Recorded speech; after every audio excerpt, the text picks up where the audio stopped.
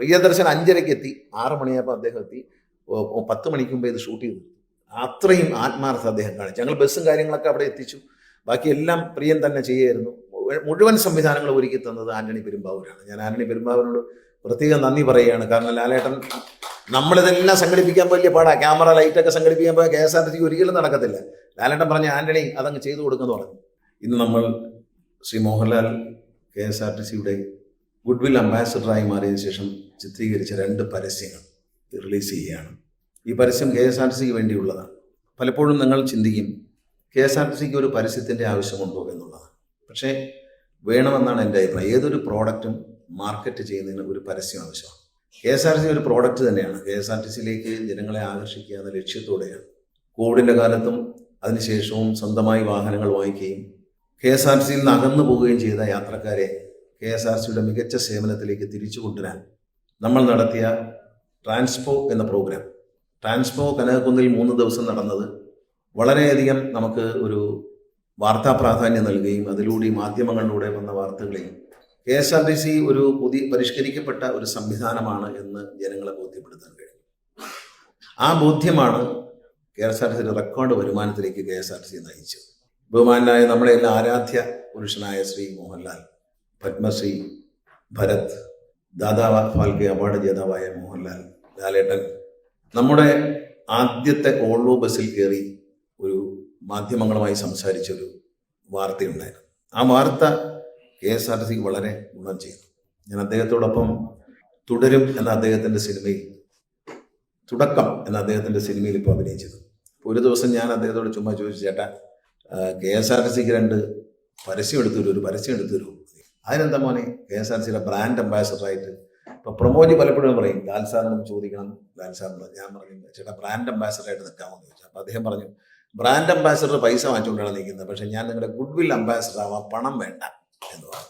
അദ്ദേഹത്തിൻ്റെ ഒരു പ്രതികരണം അതായിരുന്നു. ഞാൻ ബ്രാൻഡ് അംബാസഡർ എന്ന വാക്ക് ഉപയോഗിച്ചപ്പോൾ അദ്ദേഹം പറഞ്ഞു, ബ്രാൻഡ് അംബാസഡർ പണം വാങ്ങിയുള്ളതാണ്, ഞാൻ പണം വാങ്ങാതെ ഗുഡ്വിൽ അംബാസഡറായി നിൽക്കാം എന്ന് പറഞ്ഞു. എന്നെ അത്ഭുതപ്പെടുത്തി. കാരണം ഒരു നിമിഷം അദ്ദേഹം ആലോചിച്ചില്ല എന്നുള്ളതാണ്. KSRTCക്ക് വേണ്ടി ഞാൻ ചോദിച്ച എൻ്റെ ഒരു സഹോദരൻ എന്നുള്ള എൻ്റെ ഒരു റിക്വസ്റ്റ് അദ്ദേഹം ഞാനൊന്ന് നോക്കട്ടെ മോനെ എന്ന് പറഞ്ഞില്ല, നാളെ ആവട്ടെ എന്ന് പറഞ്ഞില്ല. ആ നിമിഷം ആ ടേബിളിൻ്റെ അടുത്ത് ഞങ്ങൾ 2 കൂടെ ഷൂട്ടിംഗ് ലൊക്കേഷനിൽ ഇരിക്കുമ്പോൾ ഒരു ഫൈറ്റ് സീൻ എടുത്തുകൊണ്ടിരിക്കുകയായിരുന്നു. അപ്പോൾ പെട്ടെന്ന് ഞാനിങ്ങനെ പറഞ്ഞു, ആ ശരി മോനെ, ബ്രാൻഡ് അംബാസഡർ വേണ്ട, നമുക്ക് ഗുഡ്വിൽ അംബാസഡർ ആവും, അതാവുമ്പോൾ പൈസ വാങ്ങാൻ പാടില്ല. അത് അങ്ങനെ. അപ്പോൾ പലരും വിമർശിച്ചു, ഈ മോഹൻലാലിനെ ഗുഡ്വിൽ അംബാസഡർ ആക്കാൻ ഇയാൾക്ക് വേറെ ജോലി ചെയ്യുന്നത്, ഇതൊക്കെ ഇലക്ഷൻ സ്റ്റണ്ടാണ് എന്ന് പറഞ്ഞു. പക്ഷേ മോഹൻലാൽ ഗുഡ്വിൽ അംബാസഡറായി. KSRTC അതിമനോഹരമായ 2 പരസ്യമാണ് എടുത്തിട്ടുള്ളത്. ഞാൻ ആ പരസ്യം കണ്ടു. വെളിയിൽ ഇപ്പോൾ കാണുമ്പോൾ നമുക്ക് മനസ്സിലാവും. ഹൃദയസ്പർശിയായ മോഹൻലാൽ എന്ന മനുഷ്യൻ്റെ ഹൃദയസ്പർശിയായ സംഭാഷണം. നമ്മൾ ഈ ആഡിൽ ഉപയോഗിച്ചിരിക്കുന്നത് യാതൊരു കൃത്രിമത്വമില്ല.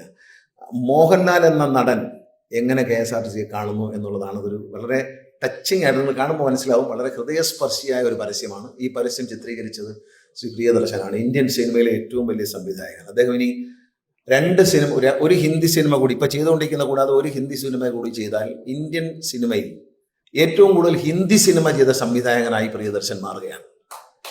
ഇപ്പോൾ അദ്ദേഹം ചെയ്തുകൊണ്ടിരിക്കുന്ന അക്ഷയ് കുമാറിൻ്റെ പടമാണ്. ആ പടം കഴിഞ്ഞ് ഒരു പടവും കൂടി ഹിന്ദിയിൽ ഡയറക്റ്റ് ചെയ്താൽ ഹിന്ദി സിനിമയിൽ ഏറ്റവും കൂടുതൽ പടം ചെയ്ത ഡയറക്ടറായി മാറും. അത് ഹിന്ദി സിനിമയിൽ പടം ചെയ്ത അന്യസംസ്ഥാന ഡയറക്ടർ എന്നല്ല, അന്യഭാഷാ ഡയറക്ടർ എന്നല്ല, ഹിന്ദി സിനിമയിൽ ഏറ്റവും കൂടുതൽ പടം ചെയ്ത ഡയറക്ടറായി പ്രിയദർശൻ മാറും. അത്രയും വലിയ ഒരു മനുഷ്യനാണ് നമുക്ക് വേണ്ടി, അതും തികച്ചും സൗജന്യമായി.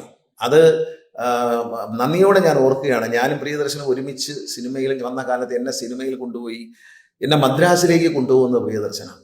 ഞാൻ വഴുതക്കാട് വീട്ടിൽ താമസിക്കുന്നത്. ആ സമയത്ത് ഒരു ദിവസം ഉച്ചയ്ക്ക് ഞാൻ ഊണ് കഴിച്ചുകൊണ്ടിരിക്കുമ്പോൾ എൻ്റെ വീട്ടിലേക്ക് പ്രിയൻ ഓടി വന്നു. എന്നിട്ട് മുറിക്ക് ഡൈനിങ് ഹാളിലേക്ക് നോക്കിയിട്ട് പറഞ്ഞു, നീ ഒന്നും പറഞ്ഞില്ല, വളരെ സ്പീഡിൽ വന്നിട്ട് പറഞ്ഞു, നീ നാളെ രാവിലെ ഉച്ചയ്ക്ക് ഫ്ലൈറ്റിൽ നമുക്ക് മദ്രാസിൽ പോകണം, ഒരു പടമുണ്ട്, നീ രാവിലെ റെഡി ആയിക്കോണം എന്ന് പറഞ്ഞിട്ട് ആ വന്ന പോലെ ഒരു പോക്കങ്ങ് പോയി. കയറി വന്നു, ഒരു വീട്ടിനകത്ത് വന്നു, എന്നോട് പറഞ്ഞു, ഞാൻ കഴിച്ചുകൊണ്ടിരിക്കുക, അവിടെ കൂടെ നിൽക്കാനൊന്നും ഇരിക്കാനൊന്നും നിന്നില്ല, തലയകത്തേക്ക് ഇട്ടിട്ട് പറഞ്ഞു, നീ നാളെ റെഡി ആയിക്കോണം, നമ്മൾ മദ്രാസിൽ പോവുകയാണ്, അവിടെ ഒരു പുതിയ പടം തുടങ്ങിയാണ് എവർഷൈൻ്റെ എന്ന് പറഞ്ഞു. ആരാണ് നായകൻ എന്ന് പോലും ചോദിക്കാൻ പറ്റില്ല. ലാലേട്ടനായിരുന്നു നായകൻ. ചെപ്പ് എന്ന സിനിമയായിരുന്നു. അങ്ങനെ മദ്രാസിലേക്ക് എന്നെ ആദ്യമായി കൊണ്ടുപോയ പ്രിയദർശൻ ഞങ്ങൾ ഒരുമിച്ച് ഒരു മുറിയിലാണ് താമസിച്ചത്. അന്നല്ല, പാംഗ്രോ ഹോട്ടലിലെ 504 നമ്പർ മുറിയിൽ ഏതാണ്ട് ഒരു 10 കൊല്ലത്തിൽ കൂടുതൽ ഞങ്ങൾ, പ്രിയദർശൻ വിവാഹം കഴിച്ചപ്പോഴാണ് ഞങ്ങൾ അവിടുന്ന് പിരിയുന്നത്. പ്രിയദർശൻ്റെ മുറിയിലാണ് ഞാനും MG ശ്രീകുമാറും എല്ലാം താമസിക്കുന്നത്. ഞാൻ വേറെ മറ്റു പടങ്ങളുടെ ഷൂട്ടിംഗ് ഉള്ളപ്പോൾ ഞാൻ അതേ ഹോട്ടലിൽ തന്നെ വേറെ മുറി എടുക്കും. എന്നാലും രാത്രിയാകുമ്പോൾ ഞങ്ങൾ ഒരുമിച്ച് ഒരു മുറിയിൽ വരും എല്ലാവരും കൂടി. അവിടെയാണ് കിടക്കുന്നത്. പ്രിയതരൻ MG ശ്രീകുമാറും പലപ്പോഴും റെക്കോർഡിങ്ങിൽ വരുമ്പോൾ അന്ന് ഈ ഗായകർക്ക് മുറിയൊന്നും എടുത്തു കൊടുക്കത്തില്ല, നടന്മാർക്ക് മാത്രമേ എടുത്തു. അപ്പം വരുമ്പോൾ അവിടെയാണ് താമസിക്കുന്നത്. അപ്പോൾ അവിടെ ഇരുന്ന് VR ഗോപാലകൃഷ്ണൻ ഒരു സിനിമയ്ക്ക് തിരക്കഥ എഴുതുന്നുണ്ട്. ഈ ഷൂട്ട് ചെയ്യാൻ പോകുന്ന സിനിമയുടെ തിരക്കഥ നടക്കുകയാണ്. അപ്പോൾ ഞാൻ പ്രിയനോട് ചോദിച്ചു, ഒരു ദിവസം ഷൂട്ടിംഗ് നാളെ തുടങ്ങുകയാണെന്ന് പറഞ്ഞു. ലാൽ നാളെ വരും, നമ്മൾ ഷൂട്ടിംഗ് തുടങ്ങുകയാണെന്നൊക്കെ പറഞ്ഞു. അങ്ങനെ ലാലേട്ടൻ വരുന്നത് കാത്തിരിക്കുമ്പോൾ ഞാൻ പറഞ്ഞു, പ്രിയ എൻ്റെ ക്യാരക്ടർ എന്താണെന്ന് ചോദിച്ചു. അവൻ പറഞ്ഞു, അപ്പോൾ ഒരു ദിവസം പറഞ്ഞു, നീ ആ ഗോപാലകൃഷ്ണൻ എഴുതുന്ന സ്ക്രിപ്റ്റൊക്കെ എടുത്ത് വെച്ചത് വായിക്കേട്ടോ. ഞാൻ പറഞ്ഞാൽ വായിക്കാം. അപ്പം ഞാൻ ഈ സ്ക്രിപ്റ്റൊക്കെ വായിക്കുന്നുണ്ട്. അപ്പം അതിലെ പ്രധാന വില്ലൻ രഞ്ജി എന്നൊരു കഥാപാത്രമാണ്. അപ്പോൾ അദ്ദേഹം എന്നോട് പ്രിയ പറഞ്ഞു, പ്രിയ എൻ്റെ റോൾ എന്താണ്, നാളെ ഷൂട്ടിങ്ങിന് എൻ്റെ റോൾ എന്താണ്? നീയാണ് രഞ്ജി അവതരിപ്പിക്കുന്നത്, നീയാണ് രഞ്ജിയുടെ വേഷം ചെയ്യുന്നത്. ഞാൻ ഞെട്ടിപ്പോയി. ഞാൻ പ്രിയ അത്രയും ഭയങ്കര വില്ലനല്ലേ? അതൊന്നും കുഴപ്പമില്ല, നീ എന്നാ ചെയ്യുന്നത്, നിനക്ക് ചെയ്യാൻ പറ്റും. അങ്ങനെ ആരംഭിച്ചതാണ് സിനിമയിൽ പ്രിയദർശൻ എന്നെ. അതിനു മുമ്പ് രാക്കുലിൻ്റെ ആകാശവാസിൽ എന്നൊരു സിനിമയിൽ അഭിനയിച്ചിട്ടുണ്ട് പ്രിയൻ്റെ. അങ്ങനെ പ്രിയദർശനുമായി ഒരുപാട് വർഷത്തെ ബന്ധം, വലിയൊരു ആത്മബന്ധം. ഒരുമിച്ച് ഒരു റൂമിനുള്ളിൽ 10 വർഷത്തോളം, ഏതാണ്ട് 10 വർഷത്തോളം താമസിച്ചു എന്ന് പറയുന്നത് 95-ലാണെന്ന് തോന്നുന്നു പ്രിയൻ വിവാഹം കഴിക്കുന്നത്. 95-ലാണ് ഞാൻ അവിടെ നിന്ന് മാറുന്നത്. അതുവരെ ഞങ്ങളൊരു പ്രിയൻ ഫ്ലാറ്റിലേക്ക് മാറി, ഞാൻ അവിടെ നിന്ന് മറ്റ് സ്ഥലങ്ങളിലേക്ക് മാറി, വേറെ മറ്റു ഹോട്ടലുകളിലേക്കും ഒക്കെ മാറി. അപ്പം അങ്ങനെ ഒരു ബന്ധമുണ്ട്. ആ ബന്ധമാണ് ഇന്ന് യാഥാർത്ഥ്യമാകുന്നത്. ആ സ്നേഹബന്ധം, ലാലേട്ടനെ എന്നോടുള്ള ബന്ധം. ഞാൻ ലാലേട്ടനെ കുട്ടിക്കാലം മുതൽ അറിയുന്ന ആളാണ്. എൻ്റെ അച്ഛൻ്റെ ആത്മസുഹൃത്തായിരുന്നു ലാലേട്ടൻ്റെ അച്ഛൻ, വിശ്വനാഥ് നായർ സാറ്. അങ്ങനെ കൊട്ടാരക്കര വീട്ടിൽ വരുമായിരുന്നു. അവിടെ പത്തനംതിട്ടയ്ക്ക് പോകുമ്പോൾ അവിടെ കയറുമായിരുന്നു. അന്ന് ലാലേട്ട സിനിമയിലൊന്നുമില്ല. പക്ഷെ അത് കഴിഞ്ഞ് ലാലേട്ട സിനിമയിൽ അഭിനയിച്ച് കഴിഞ്ഞപ്പോൾ ഞാനും എൻ്റെ സഹോദരി ബിന്ദുവും കൂടി ഇങ്ങനെ പറഞ്ഞു, നമുക്ക് മോഹൻലാലിനെ ഒന്ന് കാണാൻ കൊണ്ടുപോകും, വിശ്വനാഥ് നായർ സാറിൻ്റെ മോനെ കാണാൻ കൊണ്ടുപോകും. അപ്പോൾ അമ്മ പറഞ്ഞ ഒരു ദിവസം കൊണ്ടുപോകാന്ന് പറഞ്ഞു. അങ്ങനെ അമ്മ ശാന്തമാമിയെ വിളിച്ചു, മോഹൻലാലിൻ്റെ അമ്മയെ വിളിച്ചു, ലാലേട്ടൻ്റെ അമ്മയെ വിളിച്ചിട്ട് പറഞ്ഞു, ലാലു ഇവിടെ ഉണ്ട്, ഈ വാ എന്ന് പറഞ്ഞ് ചെല്ലുമ്പം ഒരു ഷർട്ടൊന്നും ഇടാതെ ഒരു കൈലി മാത്രം കൊടുത്തിട്ട് അവിടെ ഇരിക്കുകയാണ്. അങ്ങനെ മോഹൻലാൽ എന്ന നടനെ കാണാൻ, നമുക്ക് പണ്ട് പരിചയമുള്ളത് ഒരു ജ്യേഷ്ഠൻ്റെ സ്ഥാനത്തുള്ള ഒരാളാണ്. പക്ഷേ അതിനപ്പുറത്തേക്ക് നടനായ മോഹൻലാലിനെ കാണാനായിട്ട് മഞ്ഞളിഞ്ഞ പൂക്കൾ ഇറങ്ങിയ സമയമാണ് അദ്ദേഹത്തിൻ്റെ വീട്ടിൽ പോയത്. ഞാനിപ്പോൾ ഓർക്കുകയാണ്, കുടപ്പനക്കുന്നിൽ. അന്നും ഇന്നും എന്നോട് സ്നേഹമാണ്. എന്നെ മോനെന്നേ വിളിക്കുകയുള്ളൂ, അത്രയും വലിയ സ്നേഹമാണ്. ഞാൻ ഒരു തിരഞ്ഞെടുപ്പിൽ മത്സരിക്കുമ്പോഴും എനിക്ക് വേണ്ടി അദ്ദേഹം വന്ന് വോട്ട് ചോദിക്കാൻ മനസ്സ് കാണിച്ചു എന്ന് പറയുന്നത് എന്നോടുള്ള സ്നേഹവാത്സല്യം തന്നെയാണ്, മറ്റൊന്നുമല്ല എന്നെനിക്കറിയാം. അദ്ദേഹത്തിൻ്റെ സിനിമകളിൽ നല്ല വേഷം. ഞാൻ ഈ ചെപ്പെന്ന സിനിമ തന്നെ ആലോചിക്കും. കാരണം അതിലെ നായകൻ കുത്തേറ്റ് മരിക്കുകയാണ് വില്ലൻ്റെ. ഞാൻ ലാലേട്ടനെ കുത്തി കൊല്ലുകയാണ് കഥയിൽ. മരിച്ചതിന് ശേഷം പടം പിന്നെയും 10 മിനിറ്റ് പോകുന്നുണ്ട് പടം. അത്ര ഒരു വേഷം അഭിനയിക്കാൻ അന്ന് രാജാവിൻ്റെ മകനൊക്കെ വന്ന് സൂപ്പർ സ്റ്റാർ ആയിരിക്കുന്ന ഒരാൾ തയ്യാറാവില്ല. അതുകൊണ്ടാണ് ഞാൻ എനിക്ക് അത്ഭുതമില്ല, നമുക്ക് അത്ഭുതം തോന്നാം. പക്ഷെ ഇത്രയും വലിയ നടനായി നിൽക്കുമ്പോൾ, ഇത്രയും വലിയ പൊസിഷൻ നിൽക്കുമ്പോൾ KSRTC വേണ്ടി ഒരു പരസ്യം ചെയ്തു തരുമെന്ന് ചോദിച്ചു. അദ്ദേഹം ചെയ്തു തന്നുവെന്ന് മാത്രമല്ല, അദ്ദേഹം ആന്റണി പെരുമ്പാവൂരിനെ വിളിച്ച് നന്ദിയോടെ നമ്മൾ ഓർക്കണം. ആന്റണി പറഞ്ഞ് എല്ലാ സൗകര്യം ചെയ്തു കൊടുക്കണം, ഷൂട്ട് ചെയ്ത് കൊടുക്കണം. സിദ്ധുവിനെ ചുമതല ഏൽപ്പിച്ചു. അവിടെ തൊടുപുഴയിൽ ഷൂട്ടിംഗ് നടക്കുകയാണ്. അതിനോടൊപ്പം ആ ഷൂട്ടിങ്ങിനിടയിൽ തന്നെ രാവിലെ 5 മണിക്ക് അദ്ദേഹം ഷൂട്ടിങ്ങിന് വന്ന് പ്രമോജും അവിടെ പോയിരുന്നു. പ്രമോജ് കൂടെ ഉണ്ടായിരുന്നു. CMD പ്രമോജ് അവിടെ തന്നെ ഉണ്ടായിരുന്നു. സിദ്ധു വിളിച്ചു, ലാലേട്ടൻ വന്നു. പ്രിയദർശൻ 5:30 എത്തി. 6 മണിയായപ്പോൾ അദ്ദേഹം എത്തി. 10 മണിക്ക് മുമ്പേ ഇത് ഷൂട്ട് ചെയ്തു. അത്രയും ആത്മാർത്ഥ അദ്ദേഹം കാണിച്ചു. ഞങ്ങൾ ബസ്സും കാര്യങ്ങളൊക്കെ അവിടെ എത്തിച്ചു. ബാക്കി എല്ലാം പ്രിയൻ തന്നെ ചെയ്യായിരുന്നു. മുഴുവൻ സംവിധാനങ്ങൾ ഒരുക്കി തന്നത് ആന്റണി പെരുമ്പാവൂരാണ്. ഞാൻ ആന്റണി പെരുമ്പാവൂരിനോട് പ്രത്യേകം നന്ദി പറയുകയാണ്. കാരണം ലാലേട്ടൻ നമ്മളിതെല്ലാം സംഘടിപ്പിക്കാൻ വലിയ പാടാ. ക്യാമറ ലൈറ്റൊക്കെ സംഘടിപ്പിക്കാൻ പോയാൽ KSRTC ഒരിക്കലും നടക്കത്തില്ല. ലാലേട്ടൻ പറഞ്ഞ ആന്റണി അതങ്ങ് ചെയ്തു കൊടുക്കുമെന്ന് പറഞ്ഞു. എല്ലാ കാര്യങ്ങളും നമ്മൾ ഏറ്റവും കുറഞ്ഞ ചെലവിലാണ് ചെയ്തത്. അതിൽ ആന്റണി ചുമതലപ്പെടുത്തിയത് സിദ്ധുവിനെയാണ്. സിദ്ധു പോയി വേദിയിലുണ്ട്. ആന്റണിക്ക് ഇന്ന് വരാൻ കഴിഞ്ഞില്ല. ലാലേട്ടൻ സിംഗപ്പൂരിലാണ്, അതാണ് അദ്ദേഹം വരാത്തത്. പ്രിയദർശൻ അത്യാവശ്യമായി അക്ഷയകുമാറുമായി സിനിമയിൽ ബോംബെയിലാണ്, അതുകൊണ്ടാണ് വരാത്തത്. ഇന്ന് അപ്പോഴാണ് ഞാൻ പറഞ്ഞ ഏറ്റവും പ്രിയങ്കരനായ എൻ്റെ മനസ്സിൻ്റെ ഭാഗമായ സ്പീക്കർ തന്നെ ഇത് ലോഞ്ച് ചെയ്യണം. കാരണം മോഹൻലാലിനെ ഞാനാണ് അദ്ദേഹത്തിന് പരിചയപ്പെടുന്നത്. പക്ഷേ അതിനുശേഷം മോഹൻലാലിന് എന്നെക്കാളും പരിചയം സ്പീക്കറോടാണ്. മിക്കവാറും ദിവസവും ലാലേട്ടനെ വിളിക്കും, അങ്ങോട്ടും ഇങ്ങോട്ടും വിളിച്ച് സംസാരിക്കുന്ന ഒരാളായി മാറി. ഷംസീർ എപ്പോഴും നല്ല ബന്ധങ്ങൾ വെച്ച് പുലർത്തുന്ന ആളാണ്. ഞാനാണ് നേരുന്ന സിനിമയുടെ ഷൂട്ടിംഗ് നടക്കുമ്പോൾ ഷംസീറിനെ ആദ്യം പരിചയപ്പെടുന്നത്. പിന്നെ ഷംസീർ ഇപ്പോൾ എന്നെ പരിചയപ്പെടുത്തുന്ന ഒരു സ്ഥിതിയിലേക്ക് അത്രത്തോളം സ്നേഹബന്ധത്തിലായി അവർ എന്നുള്ളത് കൊണ്ട് അദ്ദേഹത്തിൻ്റെ ഒരു പരസ്യം വരുമ്പോൾ അത് ഷംസീർ തന്നെ ലോഞ്ച് ചെയ്യണം എന്ന് എൻ്റെ മനസ്സിലൊരു ആഗ്രഹമാണ്. ബഹുമാനപ്പെട്ട സ്പീക്കറെ അതുകൊണ്ടാണ് ക്ഷണിച്ചത്. അദ്ദേഹം അത് ലോഞ്ച് ചെയ്യും. മറ്റു കാര്യങ്ങളൊക്കെ അദ്ദേഹം സംസാരിക്കും. ഞാനിതിന് ഒരു നന്ദി പറയുക എന്നൊരു സംഭവമുണ്ട്. ഇതിനോട് സഹകരിക്കുന്ന മാധ്യമങ്ങളോട്, KSRTCയിലെ ഉദ്യോഗസ്ഥന്മാരെ, ജീവനക്കാരെ എല്ലാവരോടും ഞാൻ നന്ദി പറയുകയാണ്. ശ്രീകാന്ത് മുരളിയാണ് നമുക്കിത് ചിത്രീകരിക്കാൻ പ്രിയദർശനോടൊപ്പം. ശ്രീകാന്ത് മുരളിയാണ് എല്ലാ കാര്യങ്ങളും, ഒരു സെൻസർ ചെയ്ത് വരുന്നവരെ എല്ലാ കാര്യങ്ങളും ശ്രീകാന്ത് മുരളിയാണ് ചെയ്തത്. പ്രിയദർശനാണ് അദ്ദേഹത്തെ ചുമതലപ്പെടുത്തിയത്. അദ്ദേഹത്തിൻ്റെ പ്രിയദർശനോടൊപ്പം പ്രവർത്തിക്കുന്ന ആളാണ്. അപ്പോൾ ശ്രീകാന്ത് മുരളി എല്ലാ ചുമതല പ്രിയൻ ഡയറക്റ്റ് ചെയ്തു. പോയി കഴിഞ്ഞ് മറ്റുള്ള കാര്യങ്ങളെല്ലാം കോർഡിനേറ്റ് ചെയ്തതും മറ്റു പല സ്ഥലങ്ങളിലും പോയി പരസ്യത്തിൻ്റെ ഭാഗങ്ങൾ ചിത്രീകരിച്ചതും എല്ലാം ശ്രീകാന്ത് മുരളിയാണ്. സെൻസറിങ്, നമ്മൾ സെൻസർ ചെയ്യണം, തിയേറ്ററിൽ ഇത് പ്രദർശിപ്പിക്കാൻ പോവുകയാണ്. അപ്പോൾ സെൻസറിങ് അടക്കം ചെയ്തു തന്ന ശ്രീകാന്ത് മുരളിയാണ്. നന്ദി, അദ്ദേഹത്തോടുള്ള സ്നേഹം നിറഞ്ഞ നന്ദി അറിയിക്കണം. അദ്ദേഹത്തിന് ഒന്നും ഇവിടെ എത്തിച്ചേരാൻ കഴിഞ്ഞിട്ടില്ല, അദ്ദേഹത്തോട് നമ്മൾ നന്ദി അറിയിക്കുകയാണ്. കാരണം പ്രിയദർശൻ ഡയറക്റ്റ് ചെയ്തെങ്കിലും മറ്റെല്ലാ കാര്യങ്ങളും ശ്രീകാന്ത് മുരളിയാണ് ചെയ്തത്. അതിന് അദ്ദേഹത്തോട് നന്ദി പറയുന്നു. KSRTCയുടെയും എൻ്റെ സ്വന്തം നിലയ്ക്കുള്ള നന്ദി പറയുകയാണ്. മാധ്യമങ്ങൾ ഇത് ഒന്ന് ജനങ്ങളിലേക്ക് എത്തിക്കണം എന്ന് സ്നേഹത്തോടെ അഭ്യർത്ഥിക്കുകയാണ്. സാമൂഹ്യ മാധ്യമങ്ങളും ദൃശ്യമാധ്യമങ്ങളും എല്ലാം ഈ ഒരു KSRTC ഒരു പൊതുസ്ഥാപനമാണ്, ജനങ്ങളുടെ സ്ഥാപനമാണ്. ആ ജനങ്ങളുടെ സ്ഥാപനം അതിൻ്റെ ആ ഒരു അന്തസ്സോടുകൂടി ഇന്ത്യയിലെ ഏറ്റവും വലിയ ഒരു താരം KSRTCക്ക് വേണ്ടി ഒരു ആഡ് ചെയ്യുക എന്ന് പറഞ്ഞാൽ, ഞാൻ മുമ്പ് പറഞ്ഞല്ലോ ആഡ് വേണം. കാരണം മോഹൻലാൽ വിശ്വസിക്കുന്ന, അതിനകത്ത് ഈ പരസ്യം കാണുമ്പോൾ നമുക്ക് മനസ്സിലാവും ഇതൊരു നല്ല സാധനമാണല്ലോ എന്ന് ആരും ചിന്തിക്കും. KSRTC കേരളത്തിൻ്റെ ഐശ്വര്യത്തിൻ്റെ അടയാളമാണ് എന്ന് നമുക്കിതോടെ മനസ്സിലാവും. അതാണ് പരസ്യത്തിൻ്റെ ഒരു പൊരുൾ. അത് ഞാനിപ്പോൾ പറയുന്നില്ല, അത് കാണുമ്പോൾ മനസ്സിലാവും. നിങ്ങൾ KSRTCയെ ഒരു ഉന്നതിയിലേക്ക് നയിക്കാൻ, വളരെ ഉയരങ്ങളിലേക്ക് KSRTC ഒരു പ്രവർത്തന ലാഭത്തിലേക്ക് കൊണ്ടുവരാൻ എന്നെ സഹായിച്ചത് KSRTCയിലെ ജീവനക്കാരാണ്, ഉദ്യോഗസ്ഥരാണ്, അതുപോലെ തന്നെ മാധ്യമങ്ങളും. KSRTCക്കെതിരെ ഏത് വിവാദം ഉണ്ടാക്കാൻ ആര് ശ്രമിച്ചാലും അത് എന്നെ നേരിട്ട് കണ്ടോ അല്ലെങ്കിൽ KSRTC CMDയെ കണ്ടുകൊണ്ടോ ആ വിവാദത്തിന്റെ യാഥാർത്ഥ്യം എന്തെന്ന് മനസ്സിലാക്കി അത് മാധ്യമങ്ങളിലൂടെ ജനങ്ങളെ അറിയിച്ചു. ഇതിന്റെ യാഥാർത്ഥ്യം ഇതല്ല, മറ്റൊന്നാണ് എന്ന് അറിയിക്കാൻ കേരളത്തിലെ ദൃശ്യമാധ്യമങ്ങളും പത്രമാധ്യമങ്ങളും നടത്തിയ ശ്രമങ്ങൾ. ആദ്യം ഒരുപക്ഷെ വിമർശനം ആദ്യം വരും. ഇങ്ങനെ ഒരു പരാതി ഉണ്ടെന്ന് പറഞ്ഞു കഴിഞ്ഞാൽ അത് പരിഹരിച്ചു കഴിഞ്ഞാൽ ഈ പ്രശ്നം പരിഹരിക്കപ്പെട്ടിരിക്കുന്നുവെന്ന് മാധ്യമങ്ങൾ തന്നെ വീണ്ടും വാർത്തകൾ കൊടുത്തുകൊണ്ട് നമ്മളെ സഹായിച്ചിട്ടുണ്ട്. അപ്പോൾ KSRTCയെ ഡാമേജ് ചെയ്യുന്ന തരത്തിലുള്ള എല്ലാ വാർത്തകളിൽ നിന്നും KSRTCയെ അതിൻ്റെ നന്മയുടെ വശത്തേക്ക് കാണാൻ എല്ലാ മാധ്യമങ്ങൾക്കും കഴിഞ്ഞു. അതുകൊണ്ട് മാധ്യമങ്ങളോട് ഞാൻ നന്ദി പറയുകയാണ്.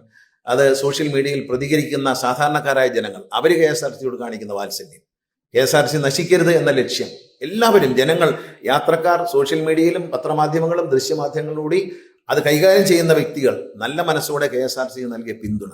ദുഷ്ടന്മാരും ഉണ്ട്, അത് നമ്മൾ ശ്രദ്ധിക്കേണ്ട, അത് ഒരു സൈഡിൽ കിടക്കും. കാരണം എന്ത് ചെയ്താലും 1-ാം തീയതി ശമ്പളം കൊടുത്തപ്പോൾ ഒരുത്തൻ എഴുതിയതാണ് എല്ലാ മാസവും 1-ാം തീയതി ഉണ്ടല്ലോ, അവൻ അറിയാൻ വേണ്ടി പറയാണ് എന്നാ ഈ മാസം 1-ാം തീയതി, കഴിഞ്ഞ മാസം 1-ാം തീയതി ഉണ്ടായിരുന്നു, 1-ാം തീയതിക്ക് 31-ാം തീയതി തന്നെ ശമ്പളം കൊടുക്കുന്ന KSRTCയാണ് ഇന്നുള്ളത്, പഴയ KSRTC അല്ല എന്ന് മനസ്സിലാക്കുക. അവരുടെ ദുഷ്ടലക്ഷ്യം ഉണ്ടെങ്കിലും കേരളത്തിലെ മാധ്യമങ്ങൾ അതിനോട് വളരെ നന്നായി പ്രതികരിച്ചു. നല്ലൊരു കാര്യം ചെയ്തത് നല്ലതെന്ന് പറയാൻ, KSRTC വളർന്നു എന്ന് പ്രഖ്യാപിക്കാൻ, KSRTCയുടെ മികച്ച നേട്ടങ്ങൾ ബഡ്ജറ്റ് ടൂറിസത്തിലാണെങ്കിലും മറ്റെല്ലാ രംഗത്തും KSRTC കൈവച്ച നേട്ടങ്ങൾ ജനങ്ങളിൽ എത്തിക്കാൻ കേരളത്തിലെ മാധ്യമങ്ങൾ നൽകിയ പിന്തുണ വളരെ വലുതാണ്. ഞാനൊരു തെരഞ്ഞെടുപ്പിനെ അഭിമുഖീകരിക്കാൻ പോവുകയാണ്.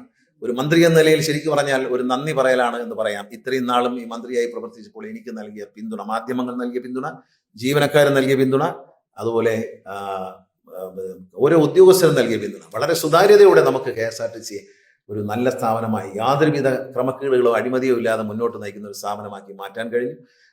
കോടതികളിൽ KSRTCക്കെതിരെ നടന്ന കേസുകളിൽ വളരെ നല്ല വിജയം, കഴിഞ്ഞ കാല ചരിത്രം എടുത്ത് പരിശോധിച്ചാൽ കേസുകളിൽ നല്ല വിജയം, നല്ല KSRTCക്ക് അനുകൂലമായ വിജയം നേടാൻ KSRTC ഉദ്യോഗസ്ഥന്മാർക്ക്, നമ്മുടെ സ്റ്റാൻഡിംഗ് കൗൺസിലുകൾക്കും കഴിഞ്ഞു. അതും നമ്മൾ ഈ അവസരത്തിൽ ഓർക്കാതിരിക്കരുത്. എല്ലാ സ്ഥലത്തും KSRTC നിയമത്തിന്റെ മുമ്പിൽ മുട്ടുമടക്കി ലൈബിലിറ്റികളിലേക്ക് നീങ്ങിയിരുന്ന KSRTC ഇന്ന് ബഹുമാനപ്പെട്ട കോടതികളുടെ മുമ്പിൽ അന്തസ്സായി നിൽക്കുകയാണ്. MICT പണം കൊടുത്തു തീർത്ത് കോടതിന് മുമ്പിൽ അഭിമാനത്തോടെ MICT ലക്ഷക്കണക്കിന് കോടിക്കണക്കിന് രൂപയുടെ MICT തുക സെറ്റിൽ ചെയ്തുകൊണ്ട് ബഹുമാനപ്പെട്ട കോടതികളുടെ മുമ്പിൽ KSRTCയുടെ സ്റ്റാൻഡിംഗ് കൗൺസിലും ഉദ്യോഗസ്ഥരും അഭിമാനത്തോടെ നിൽക്കാം. മറ്റത് ജഡ്ജിമാർ വഴക്ക് പറയുമ്പോൾ തല കുനിച്ച് മിണ്ടാതെ ഇറങ്ങി മിണ്ടാതെ പോകാനല്ലാതെ ഒന്നിനും കഴിയില്ലായിരുന്നു. പക്ഷെ ഇന്ന് അപ്രീസിയേഷൻ, പലപ്പോഴും കോടതികളുടെ അപ്രീസിയേഷൻ നേടാൻ KSRTC ഉദ്യോഗസ്ഥർക്കും നമ്മുടെ സ്റ്റാൻഡിംഗ് കൗൺസിലിനും പല സ്ഥലത്തും കഴിയുന്നു.